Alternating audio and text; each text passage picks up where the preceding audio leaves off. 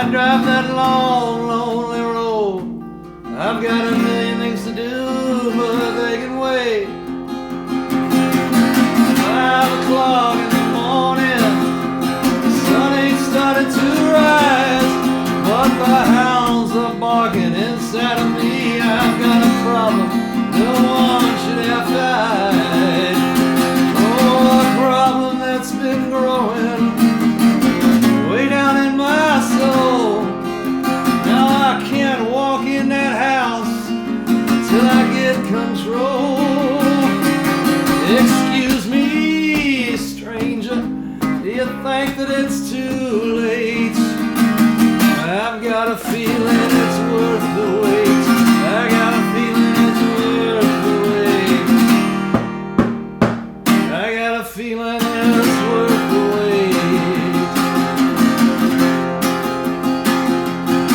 Well, it wasn't always there, or if it was, well, I just didn't know. It kinda caught me unaware, but felt like a place I was always bound to go. My little girl, she looks at me, the glory in her eyes. She says, I miss you, Daddy, when you're not home. I need to know you're here every morning when I'm nice. Oh, I talk to a doctor. Hell, I could just talk to a friend. But I'm talking to you in this empty lot till the darkness ends. There ain't no crystal ball out here. There ain't no screen to watch your fate. I got a feeling it's worth the wait. I got a feeling it's worth the wait. I got a feeling it's worth the wait.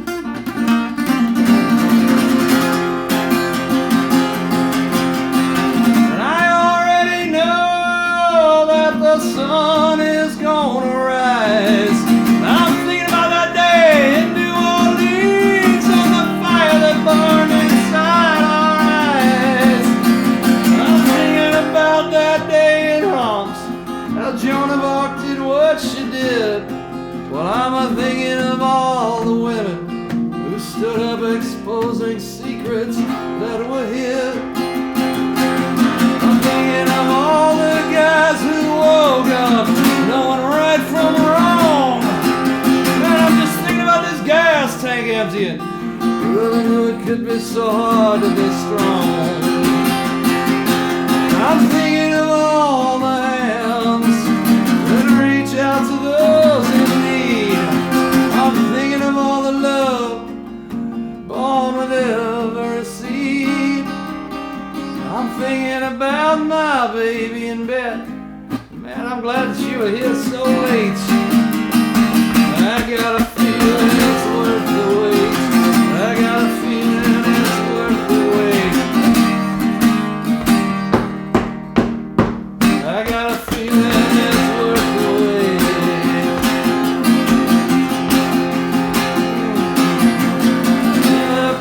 Where I go when I can't keep my own head straight. I drive that long, lonely road. I got a million things to do, but they can wait.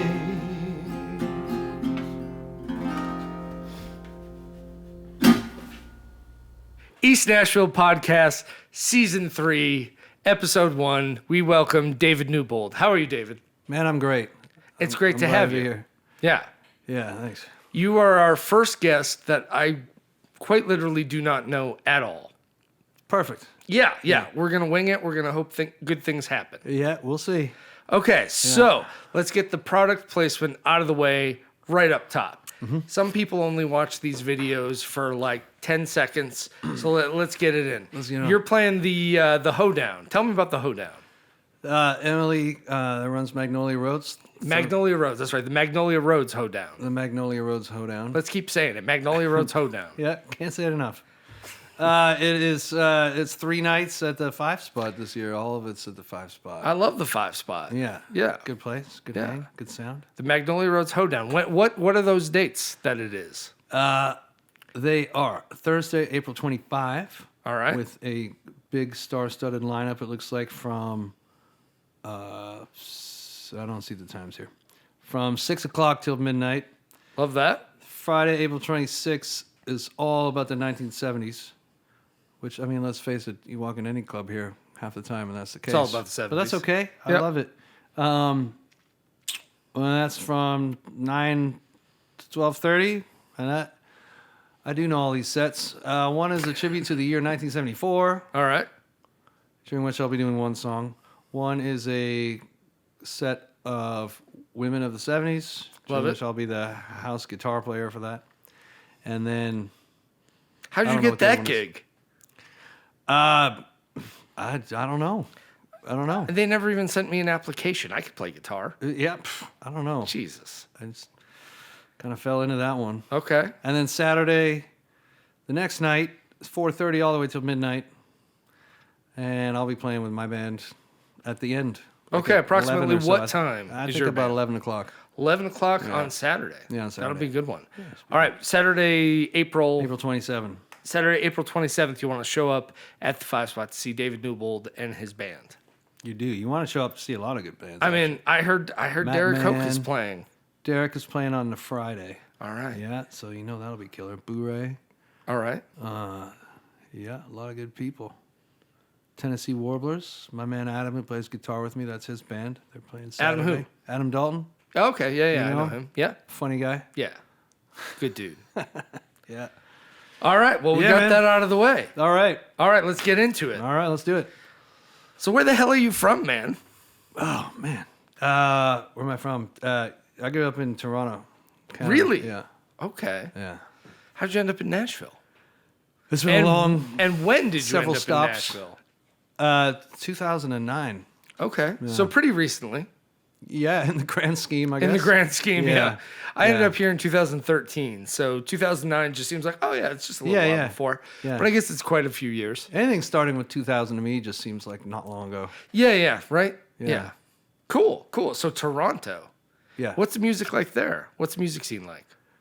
I don't know now. It's that's been a long time. You don't go back and play? I do go back and play Okay. sometimes. It's thriving. There's a lot of cool stuff happening now there, and it has been for a long time. Yeah. A long time. Yeah, there's good vibes surrounding Toronto. Yep.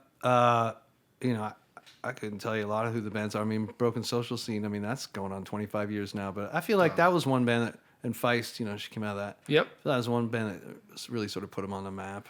Yeah. I mean, Feist Drake, was- obviously, but that's Yeah. different. Yeah. I mean, but Feist. that's just he's so huge. You know what I mean? Yeah, he's Once you larger get than that life. big, it's like Yeah. you're not even belong to a city anymore. You just Yeah.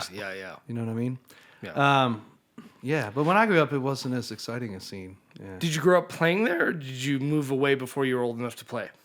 No, I moved after high school. Okay. So I was playing in bands, playing clubs and stuff there. Nice. Yeah.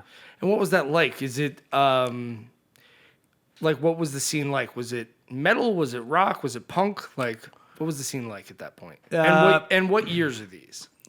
This was like very end of the 80s, into early 90s. Like I left in 93.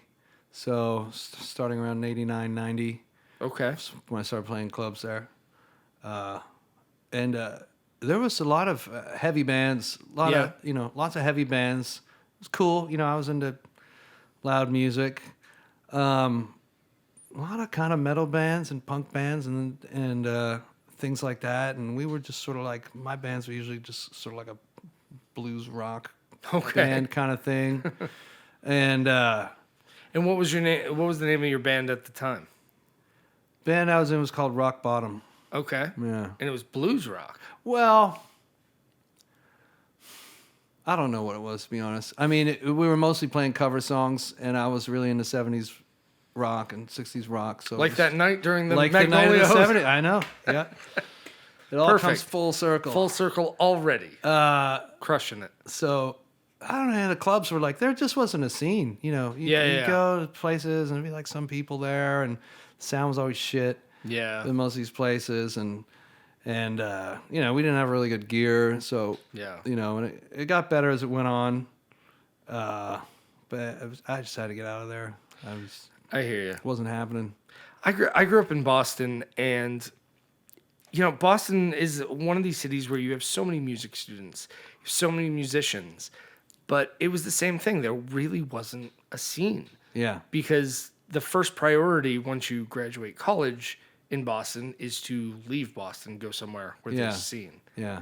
So, yeah, I was playing covers 4 nights a week in my 20s, and then it just became that same thing of like, gotta get out of here. Gotta go somewhere where you can write a song and people listen to it.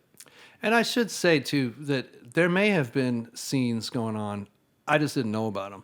Like, I would go out and see bands I knew of, but you know, we weren't really going out to see bands all the time. Go to like concerts. Yeah. Or if you knew someone that was playing, or if there was a band on tour that was playing at a club that you like, and go see that. But it wasn't like, it wasn't till maybe a little later in life where I'd start going out finding bands to see all the time, kind of thing. So yeah, you know, I mean, there was a band called the Phantoms that they were cool, and they got a deal, and I thought they were gonna really break out and be bigger than they were. Like the Tragically Hip was kind of the biggest band. Definitely. You know, they were from Kingston, which is a couple hours from Toronto. Yeah. And I always felt like Phantoms were gonna be like that. Like I was just talking about them last night. Tragically Hip. Yeah.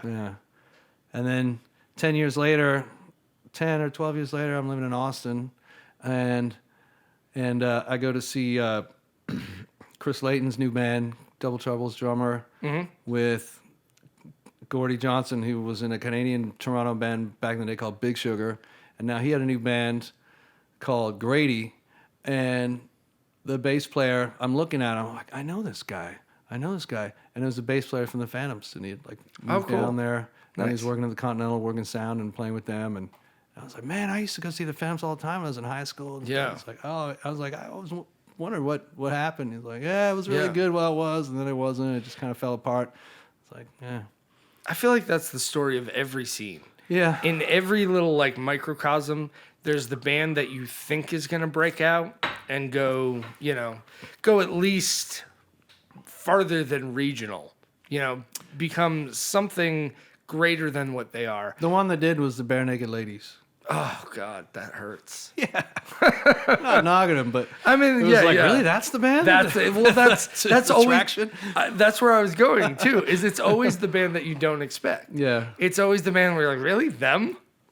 And plus everything that did seem to be happening was like, we were pretty young, 17, 18. Yeah. It was old. I didn't hardly come across any bands like people my age out playing really. Yeah. Like, I don't know, not many people took it seriously enough. It's kind of frustrating for me. Yeah, that was my experience in my hometown as well. Yeah. Yeah. So when did you start playing guitar? Or do you consider yourself first a guitar player, first a singer? Like, how does that work for you? In terms of rock and roll and songwriting and all this stuff, definitely guitar player first. But I mean, when I was a kid, I did sing in choir. Like, I took that very seriously. Yeah, when I was that 9, doesn't 10, count. 11. It doesn't count. It's definitely... I loved it, and I was doing that before I played any instruments. But yeah, that ended at 12. Yeah, and then there was I was playing drums. I actually started playing drums. Okay. But I never played. I was about 14 when I kind of switched over to guitar, and that was when I really started. I don't know. Was that I stopped playing drums? Okay. Yeah. Is that the beginning of something new, or is that just a continuation of what you were doing on drums? So I had a band with a couple of friends of mine. We didn't play out. We would just hang out in the boiler room in our house and jam. And they would, I was heavily into drums. Like, I probably started when I was about 9 or 10, build a kit with kitchen appliances and whatnot. And then it'd be like, finally I got a drum, and then I got another drum, and then at some point I had a whole set.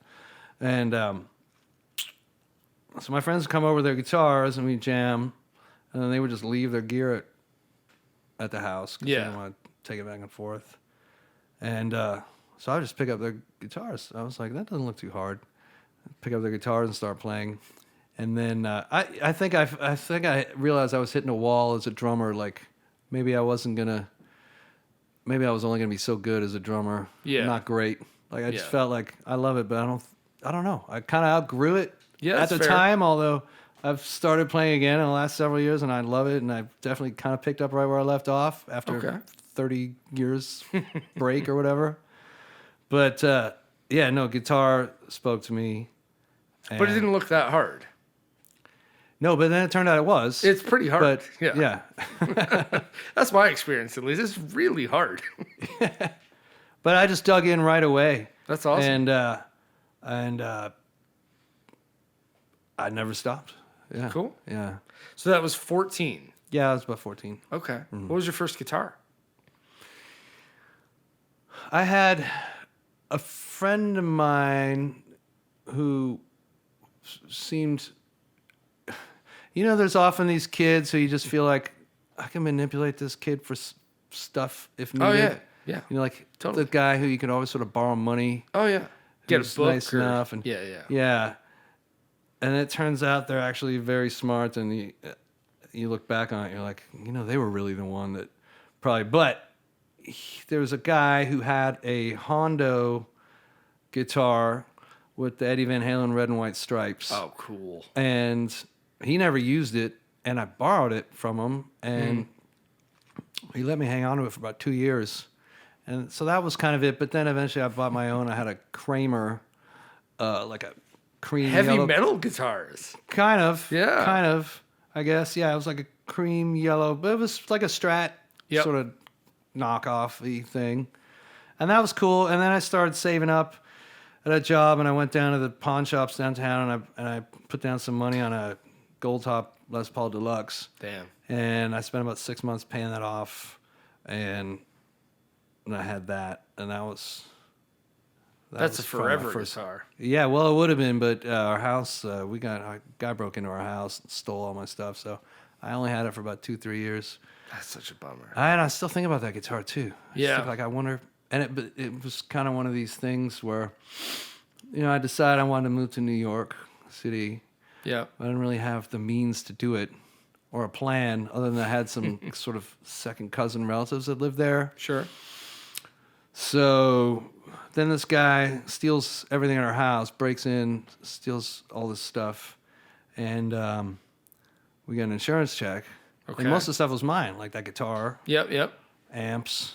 At this point I had like cabinet in the head and drum kit and a bunch of stuff. Absolutely.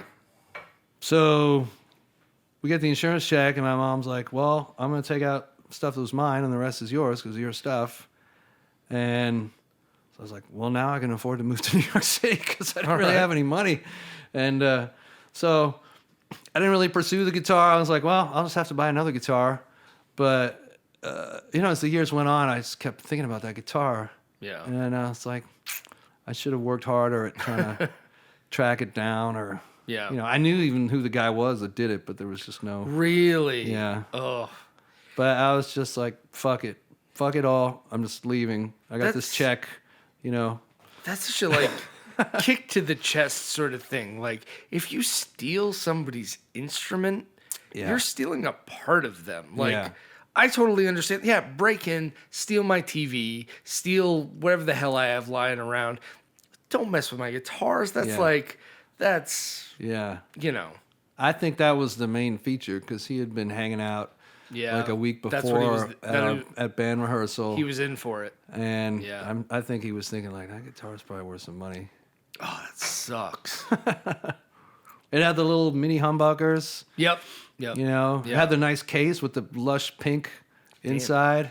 That's one of those things. Yeah, it really kicks me in the chest anytime somebody has an instrument that's really important to them stolen. Yeah. That you're stealing a part of somebody's soul. Yeah. It's so messed up. Yeah. Yeah. Steal my car, steal my TV. Don't steal my guitar. Even if the guitar is worth $200, don't steal it. I love that thing. Mm-hmm. Yeah, yeah.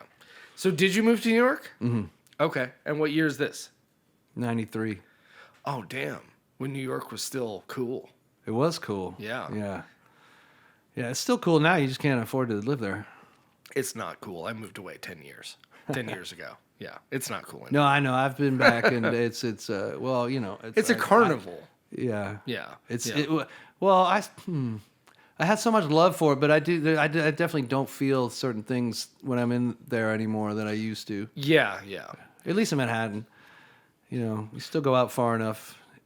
Yeah. In what was it? It was 2008 I moved to Brooklyn. Okay. And my first 4 years there, I think I loved it. And my last 2 years, I was like, get me out of here. It's just getting so... It's turning into such a cartoon at that point. Yeah, it's the classic. I mean, people say it all the time, and it sounds like you're just saying that because it sounds cool. But, I mean, when it was riskier to walk down the street... Yeah. And when there was kind of an element of danger... And I came from Canada. I mean, Toronto's a big city, right? And... Yeah, in its defense, it has gotten crimier over the years. Okay. But at the time, it was quite safe. Yeah. And just, you know, no danger, no edge. Yeah, it doesn't nothing. compare. No people that I looked up to and admired had like come through there. Yeah. And so You're comparing like Boy Scouts to like a chain gang. Like yeah, and you know, I got there and I was like, this is Taxi Driver, you know. Yeah. This is, you know, and so it was very cool. And there was lots of like early '90s punk rock bands playing, and you know, I lived for a while on 14th Street. We were talking about you look at your old places and see what they're costing, and there was 3 of us living in this place, 14th Street between A and B. Alphabet City was still pretty grimy. Yeah. And I think it was $650 split 3 ways, so we're each paying about $210 something dollars. Yeah. You know, and a while back I looked priced to see what those places are going for, and it was probably about 7-8 years ago, and they were going for about $2,800 for the same unit, same thing, like paint job, maybe new floors, some stuff, no bigger. You know, That's and of course wild. now it would be probably close to 4. I don't know, 4. Something like this? Something crazy like that. Yeah. Yeah. That was the time to live in New York. Yeah, those. I feel like it was the end of it. Yes, I feel like I got there. You know, in fact, when I moved there was the week that they had the mayoral elections where Giuliani became mayor. From David Dinkins. And so I lived there. He cleaned it up and somehow ruined it.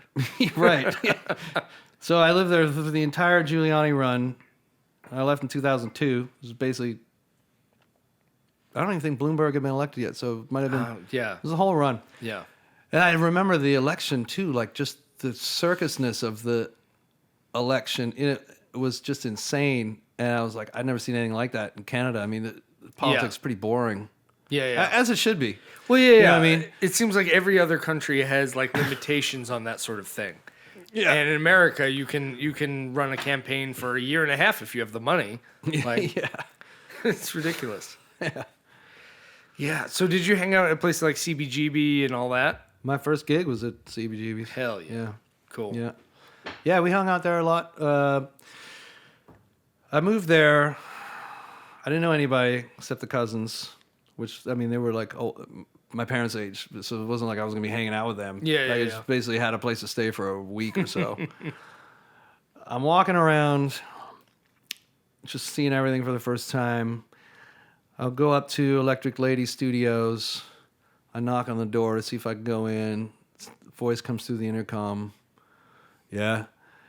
Hey, I wonder if I could come in and see it. No. Yeah. Okay. Cross the street. I was going to be really upset if the voice was like, come on like, in, right? Really? Yeah, what is this, 1968? Yeah, come on. It's ridiculous. Cross the street, walk up to this record store. I'm looking at notice boards the whole time I'm there, like trying to find a band. You know, I want to hook up with some people. There's an ad for a dude looking for a guitar player. Into Bob Dylan, Neil Young, The Replacements. That sounds pretty good to me. Call the guy. And it turns out he's from Southern Ontario too. And he's been down there for a year or two. And he moved down with his drummer, also from Southern Ontario. Okay. So there's 3 Canadian guys, me and them. We start playing, and the drummer worked at CB's Pizza, which was right next to the club. So we were down there all the time. And I Cool. played there with them a few times in CB's. Yep. And then I started playing. Where all did we play? We played, I don't know, a lot of places, just little places. Yeah. Bond yeah. Street was a place we played, I remember. CB's a lot. Well, that's the New York a lot scene. of You're stand- playing Nightingales, we played, yeah. Yeah, you're playing little places most of the time. Yeah. Yeah. It's funny, there was like when I moved to New York, CB's was already closed. But in Brooklyn there was like I think it was called the Alligator Lounge. Okay. It was basically CB's. It was like the same idea where if you bought a beer or if you bought it was something that same sort of deal. Like if you bought something, you got pizza. I think it was either 1 or 2 beers and you get a slice of pizza, and they had a rock club in the back. Nice. And it was a blast. And right nearby was Trash Bar. And basically, I feel like there was a whole row of clubs that was all just a substitute for CB's because that was gone. Yeah. Yeah. It was one of those things Very where sad. like the cultural loss of CB's was so heavy. I'm still not over it. Yeah. I just still can't believe it. Every time I'm back there, I walk down there, I'm just expecting part of my brain to like look up and it's there. Yeah. Like I just can't. And why I should hasn't accept it. like Jay-Z, you have $1 billion. Open up CB's again. Like, what are you doing? Yeah. You're never going to spend all that. Just do a good thing. Sure. I'm sure he does many good things, but that's the best thing he could do. Yeah. Besides like schools and Student student loans and shit. healthcare Yeah, and but stuff, like, but- I mean, let's Put a not punk get rock club let's back not on the get Bowery, please. socialist Just here. one. Yeah. Just open up a punk rock club. That's what you can do. Goddamn clean down there now. I know. Yeah. The place I played when I lived in New York all the time was Bitter End. Oh yeah. Yeah. And it was, it was such a cleaned up version of the Bitter End. It was such a... Yeah, I don't... Was it? It was a Tootsies-esque Bitter End. Okay. Where it was like, it was very much geared to tourists. Sure. It had that carnival vibe. Yeah. Yeah. Yeah. I remember it being like... Yeah, by that point, Bleecker Street and all that was a very touristy Yeah. area, and so the Bitter End, I guess, catered to that too. But when you're in there playing, it's still meaningful. I don't think they changed it inside Yeah. too much since That's the day. still the stage that James Taylor got discovered on. Like, there's still all those things. Like, Bob Dylan played on that same stage. Like, it's still the Bitter End. And I think it's still like that. Oh, yeah. Inside, right? Yeah. But it's like it's the clownish version of it now. Yeah. Where you're up there and you're proud to be on that stage, but Sure. you're not going to get discovered by anybody other than like some friggin' Middle Eastern tourist or some housewife from Iowa who's like, oh, I want to buy your CD. Like it's not the same. Mm-hmm. Yeah. It's not Apple executives and Sony executives. You're right. It's just normal ass people. Just normal people now. Yeah, they're Wanna gonna see buy a your CD place. for $5 and throw it in the trash. Yeah. So that's uplifting. Anywhere between New York and Nashville, where did you go next? You want the long version or the I short want the version? long version. That's what we do here. Okay, the long version. New York, at first, I only stayed about 8 or 9 months, and I left, and I moved out to California. I decided I wanted to...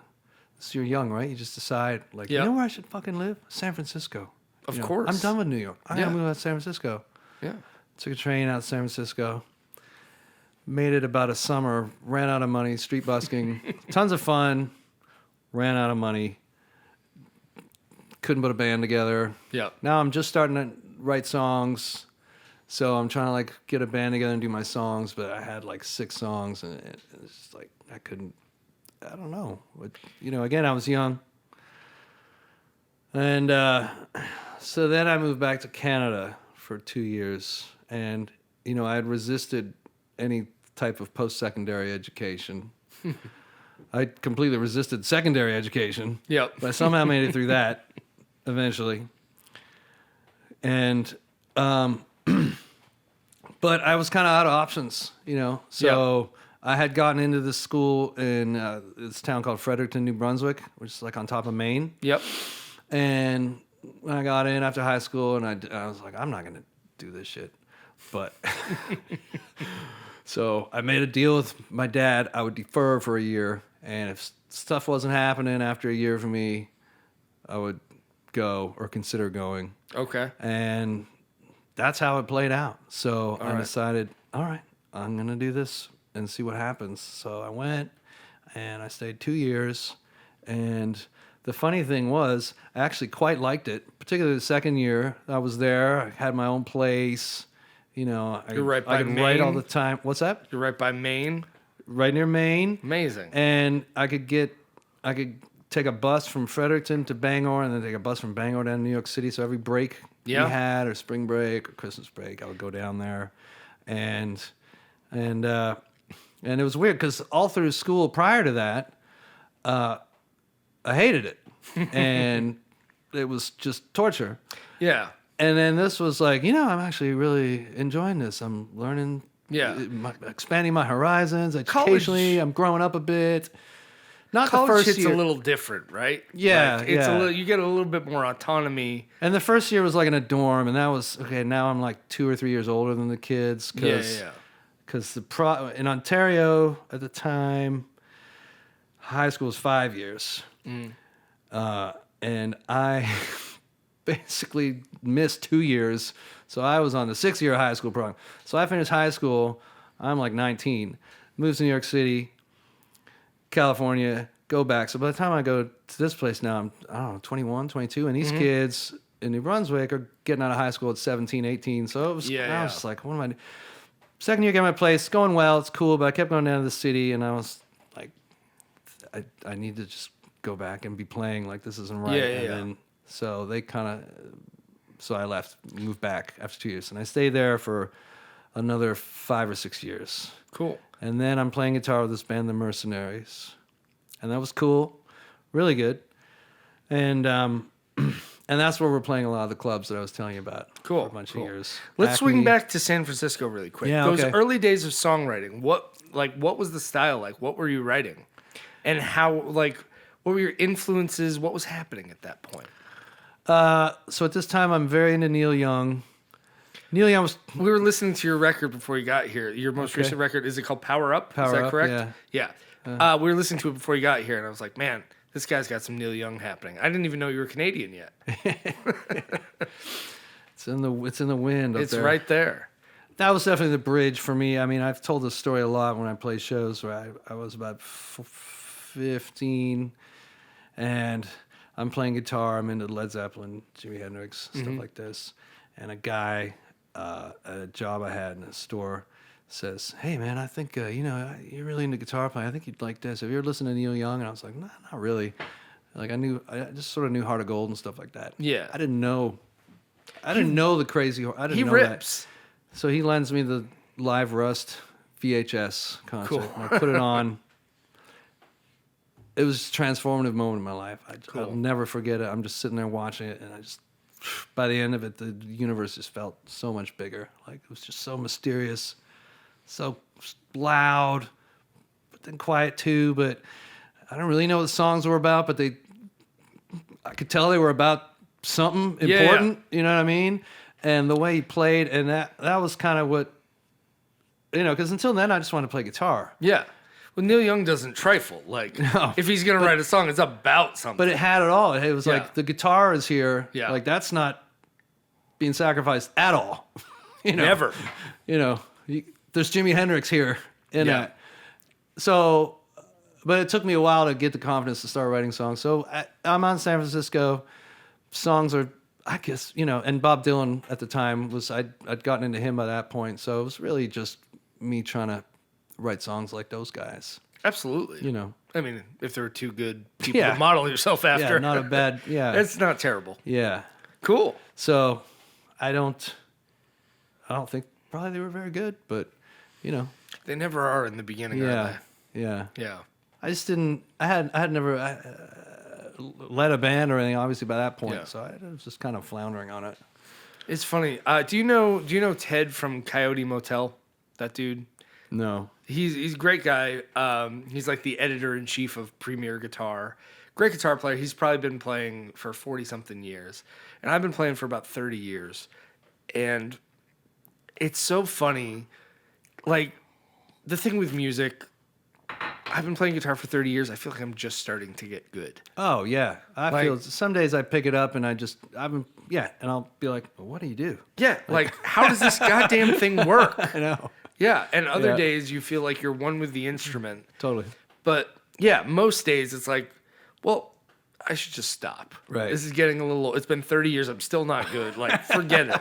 Forget it. I know. It's a struggle. It's a beautiful struggle, but it's, Yeah, it's always still a struggle. yeah. So fast forwarding to today, what other influences do you feel like have become part of your songwriting? So you started off with Neil Young and Bob Dylan. Neil Young and Bob Dylan. And what has come into the fray now? So one good thing that happened out in San Francisco, I met a girl one night because there was blues jams. I would go play these blues jams all the time and busk, stuff like this. And I met this girl one night, and she's telling me all about Jimmy Dale Gilmore. I'm like, I've never heard of this guy. They don't know him in Toronto. They didn't then. And so I was like, found out he's from Texas. And I was like, I never even thought about Texas, because we're skipping I lived in Austin for about 8 years too. But you never thought about Texas? Not at that point. Okay. Not at that point. So slowly I got into, fast forward up to now. Yep. Okay, you started Neil Young, Bob Dylan, Springsteen was huge for me. Okay. And then I started, and then, like The Who and the Rolling Stones. Then I started getting into a lot of the Texas guys too.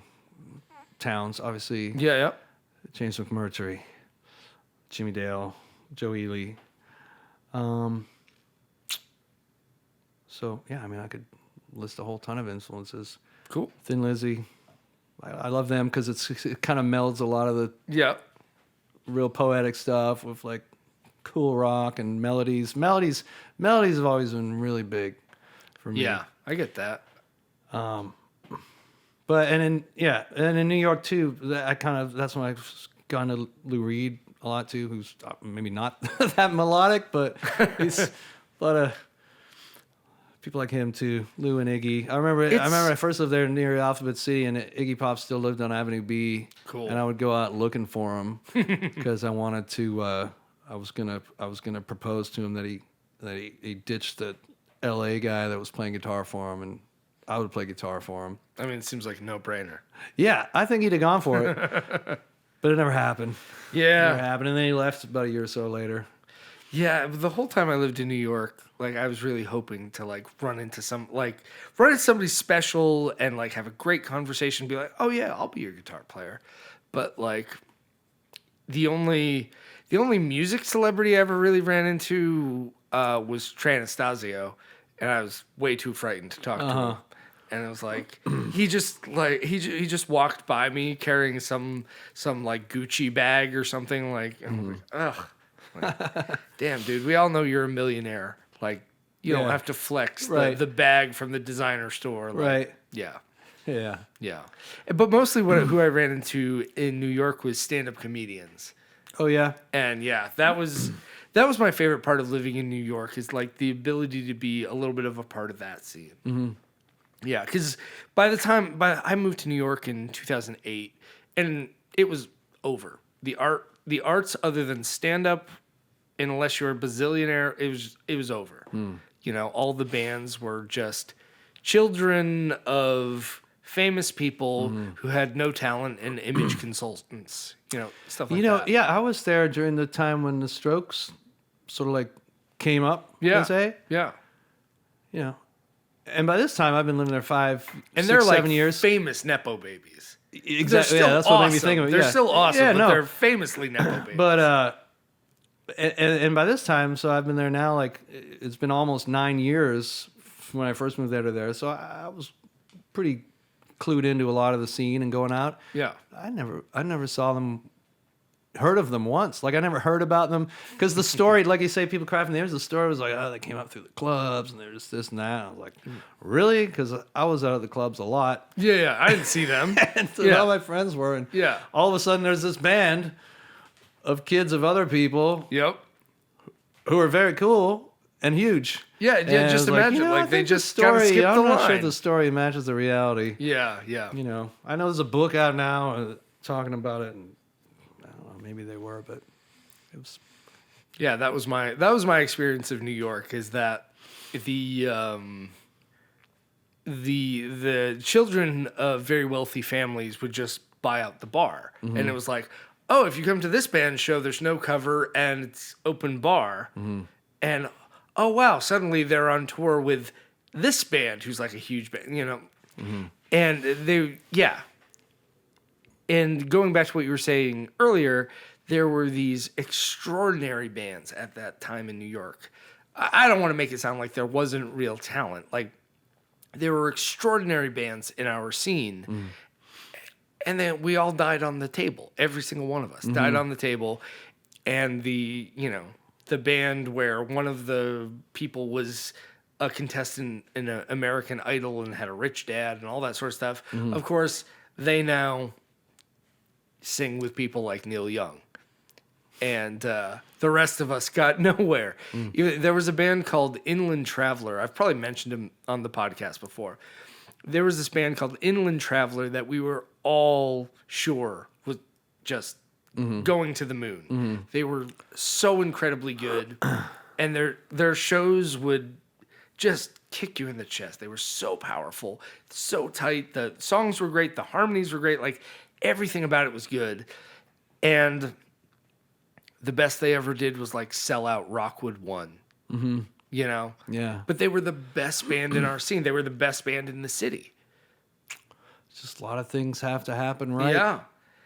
And it's so crazy watching that happening. And it's not only New York, it's every scene. It's every scene where you see these exceptional artists that, you know, maintain for a while, and then it's like, how long can you do the same thing making no progress? Well, New York's a little unique too, because I feel like, you know, the longer I've gone on at this, the more I've learned how touring is such a big part of building an audience, and Yeah. whether you're going to be successful or not, or a sustainable career, that has a lot to do with it. And New York is easy to not do that because there's so many places to play there, and Sure. it's such a scene there. I mean, I didn't know any bands touring Yeah, other yeah. than Degeneration. And what is it? It's like 7 million people, something like that. 8 million people in this one city. Just like you people that live in New York, like basically you never leave. Yeah, You know what I mean? Yeah, Like, you never leave your neighborhood. Never mind the city. yeah. So I think there's a lot of bands that probably, like the band you're talking about, that just kick ass Yeah. and they build a local following, and then unless some dude like swoops in and sees them, Yeah. you know, if they're not touring, it's not gonna go anywhere. Totally. You know? Yeah. So Touring is tough though. Like, do Oh, you do some touring nowadays? I do some, yeah, but Yeah. yeah, you know, but that's one thing. The longer I've gone, that I've kind of like, if I could go back and start this thing all over again, I would focus harder on that earlier, just because I've learned Yeah. how important it is. Totally. And I never even thought about it. I mean, I was in a different country. I didn't have a car. You know, I didn't have a lot of things. We were like 3 Canadians living down there in this little apartment in Queens. Yeah. You know, we don't know where to, you know, like touring. There's no internet. Yeah. I mean, Yeah. like I don't even know how started you touring put tours before the together. internet, too. You know, at that time. Yeah. So- not before the internet. Before the internet is what it is today. I definitely started touring then, when you couldn't just be like, "Hey, where should I play in Cleveland?" Yeah. You know, that you just walked in and said, "Hey, can I play tonight? Or and especially a place like New York, people always think that thing's going to happen in the club where they play, and there'll be enough buzz that the dudes there'll come be down. the guy with the big cigar in the back. He's gonna be like, well, because it does happen. it does. You know what I mean? It does. That's the crazy thing, is it really does happen. Yeah. But it's about probably the chances of winning the lottery, because there's a million music venues and they're all teeny, and that guy goes out to one show a year. And the stuff involved in like being at the center of a local scene, and having like people into it and coming out and even holding a residence, stuff like that, is not always the same as what your dude who comes out from Warner Brothers thinks is gonna like resonate nationwide or worldwide. Exactly. It doesn't works matter great if for the you- Lower East Side. It's happening. It all got to look cool, and it's fucking Lower East Side, and it's this, and it's great. Yeah. But are they going to buy it in Iowa? Yeah. Are they going to buy it in Dubuque? Which is, and that's the mindset that they have. Absolutely. So, and the bands have the mindset that they should have. Yeah. But for them to intersect, you have to get the right combination of elements. like Degeneration, everyone thought was going to be massive. Jesse Malin's old band. Yeah. Didn't happen. It's crazy. Yeah. We saw them a bunch, and my personal opinion was that they were a great band. He was a great front man. I didn't hear the songs, personally. And he's a great songwriter. Like, his records, you can go on a deep dive of his solo career, which he's done ever since they split up in probably mid-90s. And I mean, every record is solid. Like, he has great songs. But it was kind of Lower East Side-y. Yeah. And that is really That's such just a my specific, opinion. It's a specific sound. They had like 2 or 3 major label deals. Yeah. All for one record. Well, it's funny. And they worked hard, and they toured. So, Lower East Side is a specific sound. Alphabet City is a specific sound. And you get that out of this microcosm, and it doesn't always translate. Yeah. Ryan Adams is one of those artists that he was able to kind of, even though he was centralized in Alphabet City and then LA and all that, like, somehow he translated universally. Well, and he did the legwork too. Like, Whiskey Town toured. I mean, they were driving around in a van right from the get-go all over the country, right? But didn't we all do that? I did that. Did you do that? Again, I was in Toronto at that age, We were taking the subway to different parts of town, play clubs. Yeah. I don't know. Well, that guy, he put in the legwork. There's nobody who can write 31-4-5 songs and have them all be meaningful. Like, I don't know how he does that. Like, every song is 3 chords, and you're like, how is he continually finding new ways to make a melody meaningful to, Do you do you listen to him the same way as you did before his cancellation and subsequent rebirth? Can we edit this part out? Can we skip beyond this? Like, I mean, all right, I'll be risky. He's not Cosby. He's not Weinstein. Like, I just want to make you uncomfortable. Yeah, thank you. I appreciate it. Are you defending Ryan Adams right now? We're not listening to outside opinions. And luckily, these mics have supercardioid polar patterns. These are SE Electronics mics, so they have supercardioid polar patterns. So we don't even hear the people talking outside of us. That's the best part. No, Ryan Adams, he's one of those guys that, at the end of the day, people with social trouble, people with the inability to relate to other humans, come to the arts to find a way, right? To find a way to talk to other people.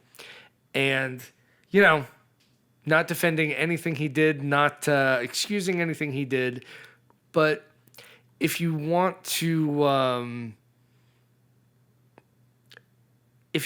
listen to artists that are socially acceptable, there's You got a nothing small to listen record to. collection. Yeah, exactly. There's nothing left Nothing left to listen to. If we went back through all the people and Yeah. found out their hidden secrets, Yeah. There's nobody left. it's just, yeah. Yeah. I feel like even the what are they called? The Wiggles, the Woggles, The Buggles? whatever it is, the kids band, they have secrets. Like there's no you can't put 5 successful artists in a room and not have anything problematic, right? Like artists Yeah. are problematic people. Yeah. I feel like I don't think he's Are you about probably to a throw great... me under the bus? Is that what you're doing? No. Okay, good. Well, my whole position on him has always been like, he built an audience. Yep. Stuff he did was exposed. Yep. And because, when he sort of came back, people were really pissed off. Like, Well- God damn. And I was like, well, what? Like, people have the right to not go. Yeah, yeah. I mean, He has the right to perform and they have the right to not go. exactly. And I mean, I remember, I don't know why we're tangenting on this. I love it, I guess though. I started it. You did start it. I wanted to make you uncomfortable. I'm into it. Now I'm making you uncomfortable. There was the accusation about a 13-year-old. See, that's the one I'm talking about. That was the thing. He's But- a notorious but then that- dickhead. There's no Yes. there's no avoiding the part of him being a dickhead. He was obviously terrible to Mandy Moore. Terrible. Yeah, and yeah, those people yeah. should never talk to him. Yeah. And if you've ever seen him on stage, he's a dickhead. Like there, you don't want to hang out with him. You just want to listen to him play. Yeah. But the 13-year-old thing, that's what I'm talking about. Whereas like, But it didn't. but my they the didn't way I- like hang out. It never. It, well, but yeah, but it was didn't- just texting, right? I Yeah, could be there was. wrong. Well, there was never a follow up. Like that was publicized, and that was it. And then, This it came out years podcast later is that in it wasn't trouble right now. Yeah. How did Frasco and Newbould? How did they Right. get kicked out of the Nashville scene? What happened? So I don't know. I'm probably. They did There's this someone podcast. probably listening and watching, like, no, No, it that's not happened. what Okay. happened. That's fair. Yeah. That's fair. So I don't have an opinion on him, No, me neither. but he did make some very good records. I mean, Gold. Gold was a great record. Yeah, that was good. I liked the Heartbreaker was a good one. Cold Roses, I remember liking that a lot. Yeah. a lot Love of is, them. Love is Hell is probably my favorite of all time. But you know what's funny? I have never listened to them again since, and not because I refuse to. Okay. I just haven't felt myself wanting to. Well, that's very morally above board of you. I haven't been like, fuck him, I'm not listening to him. I just, you put on music when you feel you need it. Yeah. So I don't know. So what's on your playlist right now? What are you listening to a lot right now? Well, I listened to Aaron Lee Tasman's new album today. It Oh, just came out cool. yesterday. Man, he played at Type 5 Tuesday a couple weeks ago Yeah. with Brian Wright. Mm-hmm. And it's funny, like, everybody's going to laugh at me because so many people watch this podcast. Before 2020, I would go out and see Aaron Lee Tasman play, and I was like, I don't get why everybody thinks this guy is such an extraordinary guitar player. Like, I don't really get it. I'm not really. Now you're I'm not- making yourself uncomfortable. Oh, dude. The other night at Type 5, he was just murdering. It was so good. Dude, that guy is so good Yeah. as a guitar player. Like, the first few times I saw him, my guitar playing would get better for like a week or two after each time I saw him. And I remember one or two times doing a gig and people were like, man, you were playing really. And I was like, and I was thinking to myself, like, well, yeah, I watched Aaron Lee play and like, Yeah. it just sparked something in me. Yeah. Like, he is so good. John Scofield is that way for me. If I listen to John Scofield before I go play, I'll play different. Yeah. Yeah. There's a few guitar players like that in my world that, like, if I listen to them on the way to the gig, I'll play smarter, I'll play faster, I'll play a different way than I normally would because it's just in my ear. Mm-hmm. Yeah. So I've been listening to that. I kind of go on I'll go on tangent for like 4 or 5 days and then move out of something. So I was listening to Alejandro Escovedo a bunch, Okay. which is very cool. Like that guy, because I was down in Austin a couple weeks. It was about a month ago, so I was reconnecting with a lot of my Texas music Cool. stuff I love. I'm not familiar with that name. Like, what's the vibe of that music? The vibe, Well, he's an interesting guy. It took me a long time to kind of appreciate his music, but it's like a lot of things. Once you kind of get it, then it All right. opens up a lot. His story is quite interesting, but he started out kind of as a punk rock. He's from San Antonio, Texas guy. Started out as punk rock. He had some punk rock bands, and then he was in a band called the True Believers in Austin with John D. Graham, who's another one of my favorites. And then that was kind of like roots. That was like one of the early kind of roots Americana bands nationally. I mean, this is going back to mid '80s, I guess. Okay. And then he went solo, and it's a cross between sort of singer-songwriter stuff, a lot of Lou Reed influence. He doesn't sing like Lou Reed, but a lot of this, and then loud guitars too. And he's got an interesting voice. It's really unique. And, he's a good storyteller. He's a good rocker. He tries... His records have a lot of different textures. He's been put on a lot of them. So, yeah. Listen to him. I've been on an early Elton John kick recently for the last several weeks. Tumbleweed Connection. Undeniable. I love that record. Yeah. Several of his. And Cool. Let's jump to craft. okay. What does your songwriting look like? Do you write on a daily basis? Do you write when it comes to you? How does your writing work? And how does the process work? Is it guitar first? Is it vocals first? Is it melody first? What is the general direction of your songwriting? Yeah, when I first decided I wanted to commit to being a songwriter a long time back, it was every day. There was a rehearsal basement. I'd go down there about 3 hours a day for years, probably 2-3 years. Yep. And just hammer it out. And then when I was in Texas, same thing. I would go to this rehearsal studio and rent a room every day for $7 a day. So, because I had roommates, sit there, work, just hammer it out. Songs, always, I don't know. It's kind of a guitar and melody at the same time, kind of. Guitar and vocal melody, or guitar and guitar melody? Guitar and vocal melody. Okay. Now I don't write every day. I mean, I have a family. So life's just different now. Yeah. So nowadays I find it more. I kind of need to be hit with something. Yeah. And I go, and I write the song. And I just kind of wait for the next one. Cool. Yeah. Did you find it valuable, the writing every day thing? Did you find that valuable, or did you find that like... I feel like that's the same as when you're learning to play an instrument. Okay. And you spend hours every day playing the guitar. Yeah. And after a while, you can play the guitar. There's and definitely... I feel like it's like that. Like, I'll go weeks maybe without writing a song, but then when I sit down and get in the headspace... You've it's done the informed work. by all the... Yeah. Yeah, you've done the I work. feel that way, yeah. Cool. Yeah. Yeah, there's definitely different schools of thought on that. Like, the Nashville thing is you sit down and you write 4 songs every day or whatever. But you have some friends that have publishing deals, and then they put out their own records. Yeah. And they do their own shows. Yeah. And they play the songs that mean a lot to them, and it's the same songs like their songs, the artist songs, and they're writing 6, 7, 8 songs a week on Music Row. Yeah. You never hear those songs. yeah. They're not like pulling up one of those for their set. They're Yeah. doing their songs. Yeah. So I feel like it's two different.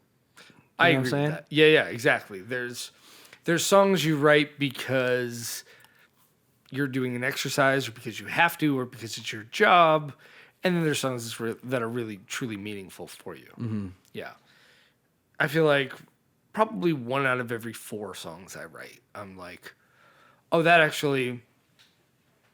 I'm happy to play that again. I feel good about playing that again. Mm-hmm. You know, what does that like? What does that look like for you? Do you feel like most of the songs you write end up being performed, end up being on the album, or is it Maybe lately, because I'm writing less of them. I mean, not like I say, every few weeks, maybe every song. Yeah, I feel like lately it's been like about every month or so a song pops out. But I don't know. I feel like I'm a little more focused on those ones. I mean, I don't know. Yeah. Everyone, when you're writing it, you feel like this is the one. Always. You know. Yeah. I would say the discard rate is less than it used to be. I like that. I'm going to use that. The discard rate. That's exactly what I was getting at. Yeah. The discard rate. Yeah. Yeah. Yeah, I feel like my discard rate is less than it used to be too. Like when I first started writing songs, I feel like I'd write 10 songs and one of them I'd be like, "Oh, that's pretty good." You know? And nowadays you have to do that though. Oh yeah. You got to write garbage to write something good. Right. Yeah. And then you'll get a song that you think is really good, and then you write a bunch of bad songs again. Yeah. But the floor is slightly raised Yeah. because Totally. of the couple of good ones, you know? Yeah. And it just keeps kind of like moving like this, Yeah. maybe. What I try to do is like the good line from the bad song, I'll pilfer for the new song. That's You know, interesting. Like when I'm in that lyrical moment where I'm like, "Oh, I've written that before." But it's in that song that I don't play out and I'm not going to record, and it was okay, but like, all right, I'm going to steal that lyric for this new song. That's interesting. So that I can have that lyric I really liked. Yeah. You know, the one thing I really liked from that song that wasn't so good, I'm going to put into this song that I think is pretty good. Yeah. And hopefully a week later, a month later, the new song Right. is still good. Mm-hmm. And, that's the dream. Yeah. That's pretty cool. I don't do that. I just if a song's not working, I'll finish it, but I just like that's that song and the next song's that song, and never the twain really meet Okay. in my world. That's fair. I don't know why. I'll feel like that song was a failure, so I don't want any part of it fucking with any potential successes. I mean, technically, all know? my songs except for one were a failure. So I have no ground to stand on. What do you mean by that, though? It's so funny to talk about now.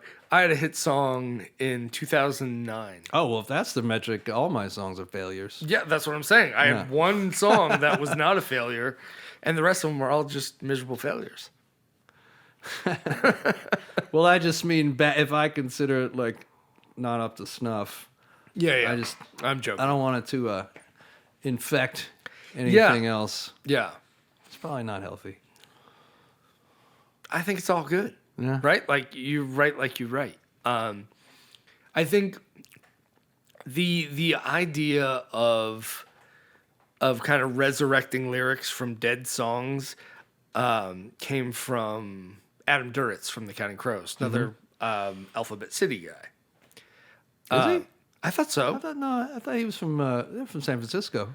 He was Ryan Adams' but he roommate. did. Yeah, that's right. He did. He was Ryan Adams' migrate roommate in there. Alphabet City, I believe. Yeah. In Was he? Yeah. the 80s, late 80s, early 90s.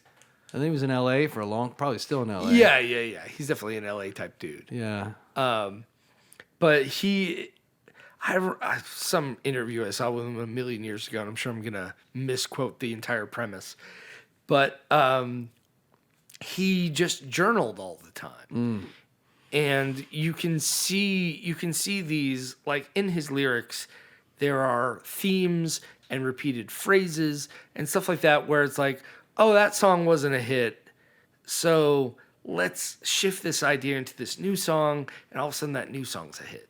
Yeah. And there's lots of lyrical themes throughout their entire... I'm giving myself away as like this Counting Crows obsessor, and I absolutely am.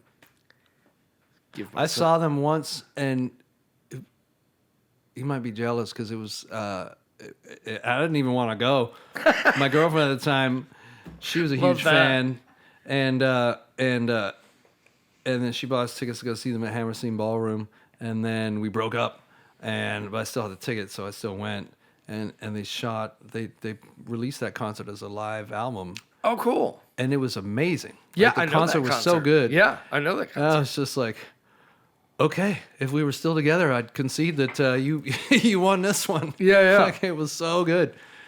So I've always kind of dug them since then. Yeah. for sure. Yeah, the Yeah. one that's on the Across a Wire, I think. Yep, Yeah, yep. and that song "Round Here." Yep. Very long and dry. Because I've always been very into Springsteen, and he's obviously massively into it. And so those breakdowns and it's funny you mentioned that about That's borrowing funny. lines, because you'll see Springsteen songs, and like when you see all his journals, like you see them now, a lot of them, and like he'll recycle lines through 4 or 5 songs before he gets to the one where he wants it, and that comes out as a song. So that's interesting. I would never consider Bruce Springsteen an influence to the Counting Crows. Oh man, You think so? Oh yeah. Well, Adam Duritz himself has said, like he said when they got their deal, they drove over Golden Gate Bridge, blasting Thunder Road, and they were just like, yeah. He always said he was a huge fan. Interesting. I've always thought of him as that Bob Dylan, Nick Drake, like that sort of thing. But I mean, it makes sense, especially when some of those guitar riffs for sure. My funny Counting Crows story is at that high point of my career in 2009, which is so comically long ago.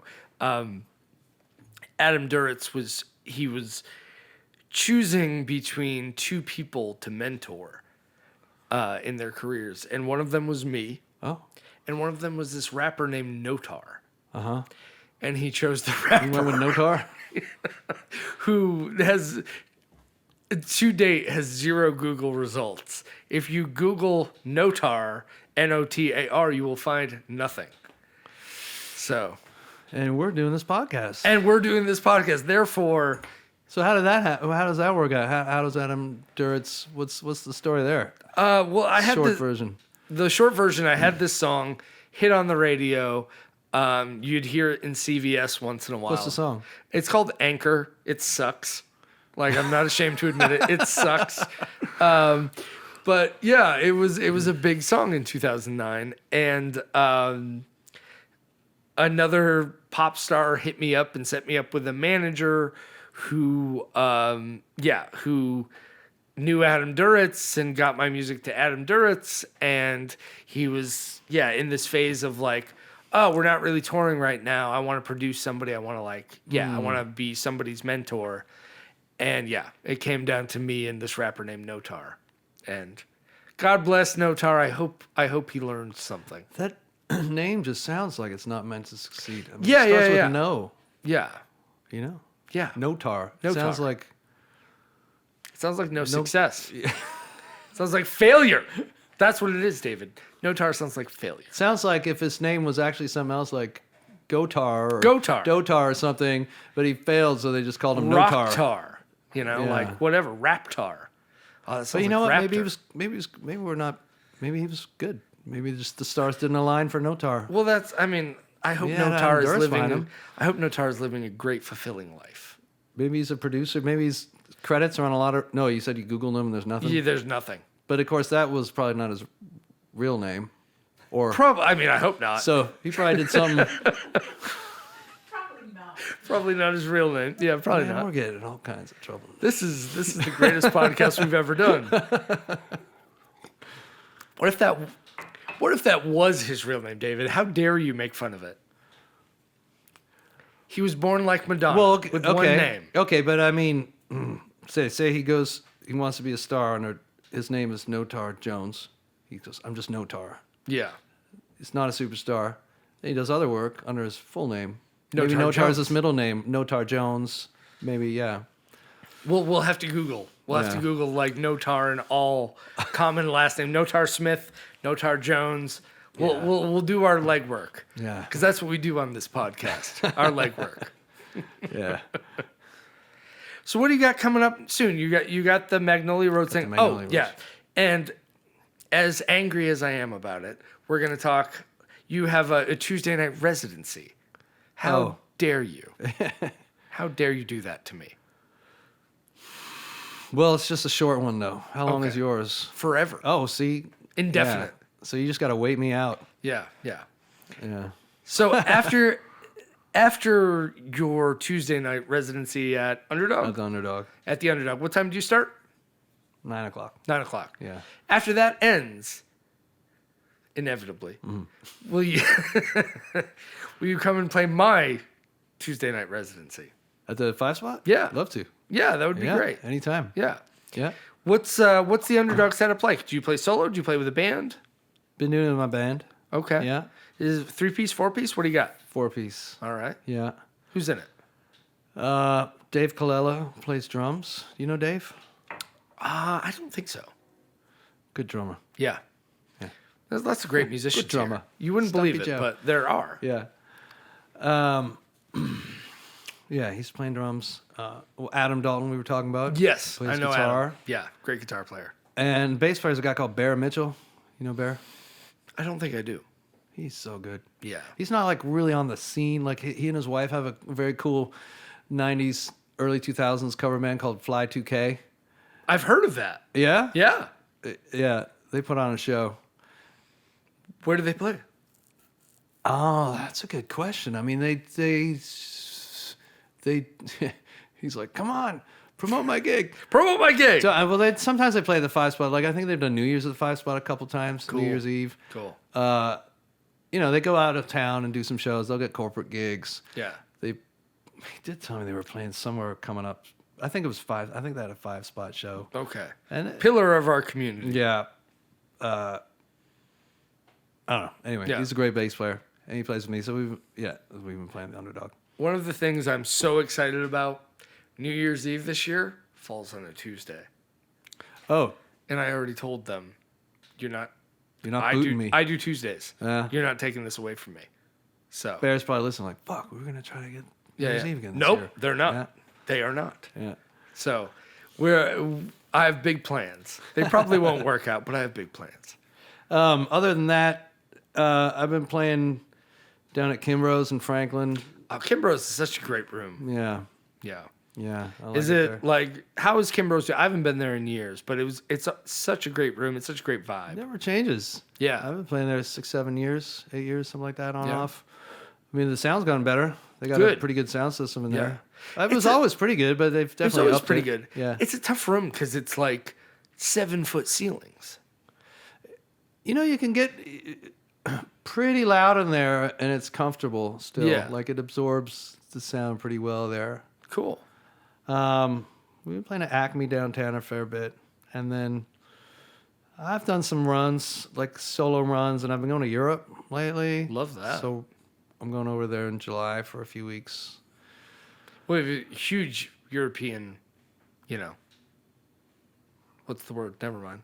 Joke failed. Never mind. Keep going. Viewership. That's what I was looking for. We have a huge European viewership. Oh, Joke the failed. podcast? Yes, Okay, yes, yes. great. Go on. I failed. Yeah. And what else? The new music? Maybe that New would be music? the next question. Yep. So I built a home studio in 2020 during COVID, Cool. and I started recording there shortly after that. And right now I've got about 30 songs tracked, cut. Wow. And trying to, I don't know, they're going to come out in one of 2 or 3 different ways. I've Cool. just been putting out some singles, but I'm hoping to be putting out a whole record later in the year if things fall into place. If Amazing. not, it'll be more singles, which is cool too. It's Yeah, fun yeah. doing it that way. Power Up sounded really good. We were Thanks. jamming to it before you got here. It was Oh, cool. Yeah, it's solid. That was a COVID. I did that. Do you know Scott Sachs? I do.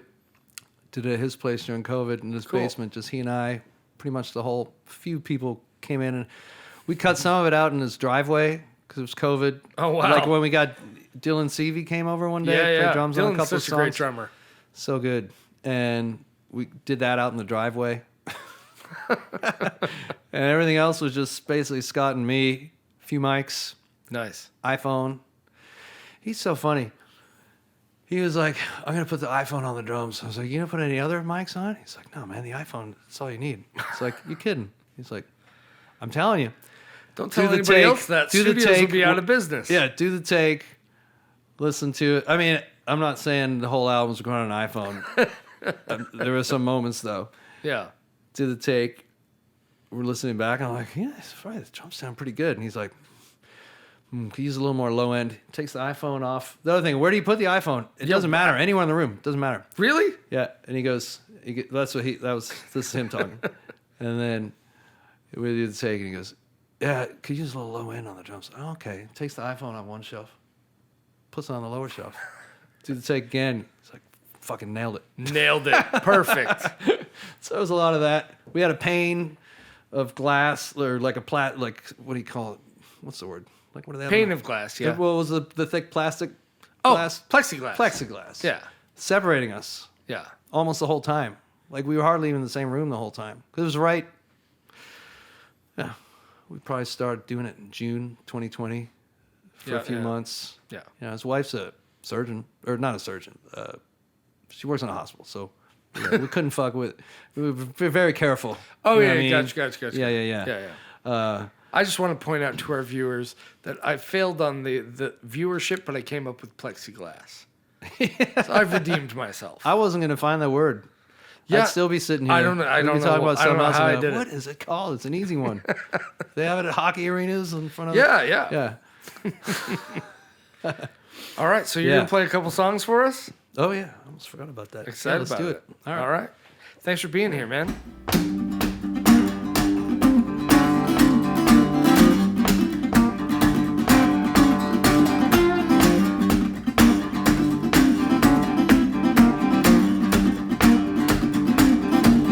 It was a coin flip 23 years ago. Didn't know which way to go, left it up to the copper and how the winds would blow. I took a train out east, where the city never sleeps. I answered an ad, looking for a guitar man. We started filling the dreams. 45 with a habit and a wife who won't talk to me. Would I be running like this or someone else instead?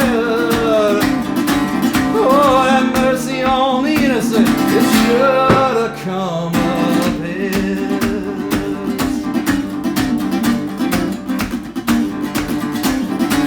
It did come so hard. The back corners of the old East Village bars. Oh, they're long, long gone, and I was left chasing the ghosts between those walls. Couldn't keep up with those rents. We never found a way to tour. I met a girl, she was a chasing the same ghosts I left my hometown looking for. 45 with a habit, 2 kids who won't talk to me. Would I be running like this or someone else instead? Lord have mercy on the innocent. It should have come of it.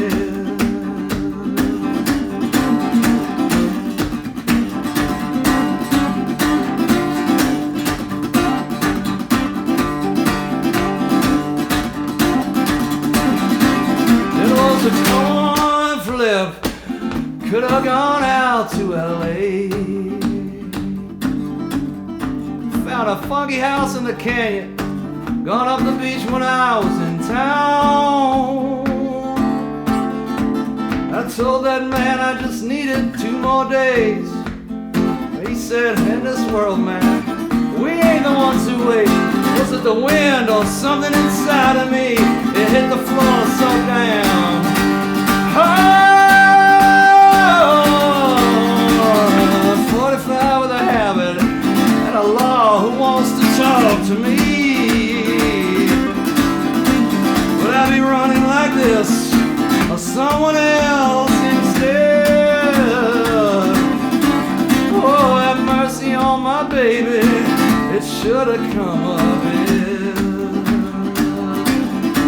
Oh, have mercy on my mama.